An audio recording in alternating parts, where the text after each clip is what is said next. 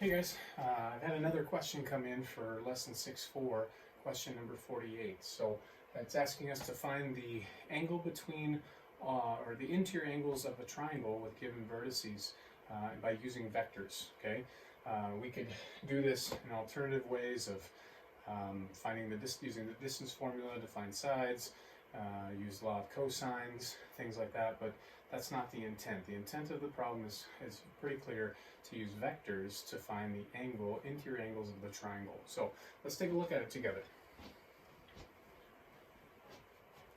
Okay, so our specific triangle is a triangle that has vertices -3, 5, -1, 9, and 7, 9. I've already gone ahead and taken the time to sketch this triangle, and so there is the triangle. Now, if we're going to use vectors to find the interior angles, then we need to use the angle between formula, angle between two vectors formula that we learned in lesson 6.4. And that formula, move the calculator out of the way, states that the cosine of the angle between two vectors is equal to the dot product of two vectors divided by the product in their magnitudes. So we need to picture multiple vectors in this problem. So I would go ahead and let's find these two vectors, okay? Thus the angle between them that we would be able to find would be this angle right here, okay? So I need to represent those two sides now as vectors. Well, remember how to take an initial point and a terminal point and turn it into a component form. Component form of this vector, remember, terminal minus the initial. So -1 minus -3 turns into 2. Terminal minus initial turns into 4. Sure enough, yes, this vector goes 2 to the right, 4 up. That's great. Likewise, we'll do the same thing to find the component form of this vector. Over here, terminal minus the initial makes 10. 9 minus 5 makes 4. And again, it moves 10 to the right and 4 up. That is the component form of that vector. So in order to find the angle between here, we're going to say that the cosine of the angle between equals the dot product of these two vectors. Remember how to do a dot product. You multiply the corresponding components and then add that together. So it's the sum of the product of the corresponding components. So that looks like a 20 and a 16 more, making 36. Okay. Then the product of their magnitudes. The magnitude of this vector, again, the magnitude of a vector in component form, is the square root of the sum of the squares of each of the components. So 2 squared 4, 4 squared 16, add them together, that's the square root of 20, times by 100 plus 16 is 116, all square rooted. Okay. And of course, we could simplify those. We could find out maybe what that computes to make, but that's not necessary. What we need to know is what's theta. And so right now, attached to theta is cosine. To get rid of cosine, we use its inverse function. And so what we're going to do is take the cosine, let's say theta here, equals the cosine inverse of that ratio. Okay, sorry, I was off the screen there. All right, so let's compute this. So I'm in degree mode. We're going to go ahead and say cosine inverse of, and I'm going to go ahead and put a fraction in here. So let's do alpha f1 fraction. We've got 36 divide root 20 times by root 116. Close off my parentheses. I think that's the same thing that I've got right there. And we learn theta is approximately 41.63 degrees. Okay, so there's one of my interior angles. Now we just need to repeat this process either once or twice more. I'm personally going to choose just to do one time, and then I think it's pretty simplistic at this level of mathematics to apply the triangle sum theorem to find the third angle. Okay, so let's go ahead and find, pick two other vectors to find the angle between.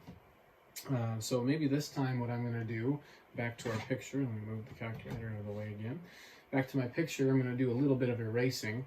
Let's find this angle this next time. Okay, if I'm going to find that angle, then this vector is now that direction. I probably shouldn't have erased that. I think that was 10-4. 10-4 beforehand. All that I did with that vector is I changed its direction. And so what did we learn is the easiest way to compute its to see the effect on the component form. Hopefully you're thinking, oh, negate that vector. Absolutely. So this is now -10, -4, and it makes common sense now. We are going left 10 and down 4 on that vector. So there's the component form now of that vector. Now we need to figure out what's the component form of this vector. Again, terminal minus initial to find the component form. So terminal, -1 minus 7, and we get -8. And then terminal 9 minus 9, and we get 0. Okay, so there's the component form of those two vectors now, and we can go ahead and find the angle in between.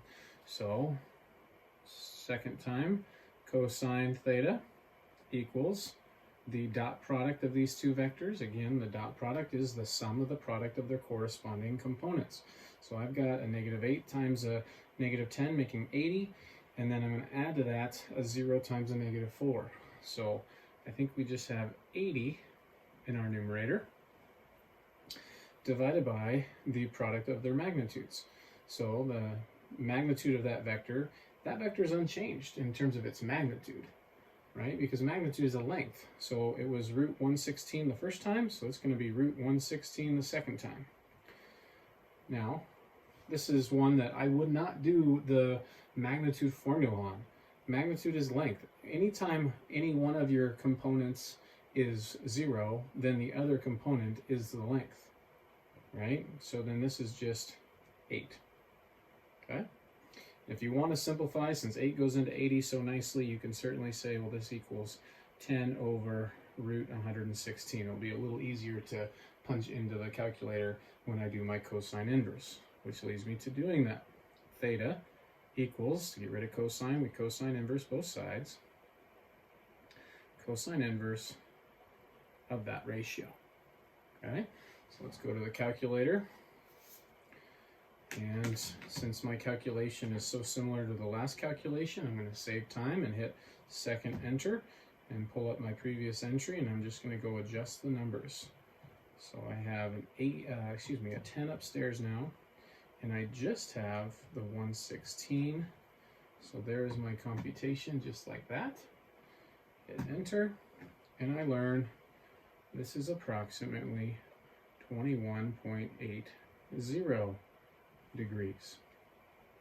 Okay, so we could maybe call this first one was theta 1, theta 1. So this was theta 1, this next second one's theta 2. Okay, and now we need to find theta 3, and this is where I would just use the triangle sum theorem. We certainly could do this activity one more time, but I don't know about you, but I'm kind of tired of it, and I think it's pretty easy to now just use the triangle sum theorem. So just to make sure that there's not anything funky with the rounding, I'm not going to use these two values. I'm going to use their exact ones. So theta 3 equals 180 degrees minus theta 1 minus theta 2. And so I'll punch that into the calculator, 180 minus, I'm going to go grab each of those. And I get approximately, and I'm going to round here now, 116.57 would be the appropriate rounding. And it looks like we would have been just fine even had we used these two rounded to the 2 decimal places. But sometimes those extra decimal places can cause these to, when added together, actually be a little bit higher. And so that's why I ended up doing that. Okay, so it looks like those are our 3 answers. My picture seems to confirm that those answers seem to be reasonable. Okay, so hopefully that helped. Once again, as I always say, thank you so much for asking the question. I'm sure that whoever it was that asked this question is not the only one that had a question on it. So thanks for being bold enough to ask the question, and I hope all of you can benefit from it. So stay safe, and we'll catch you next time.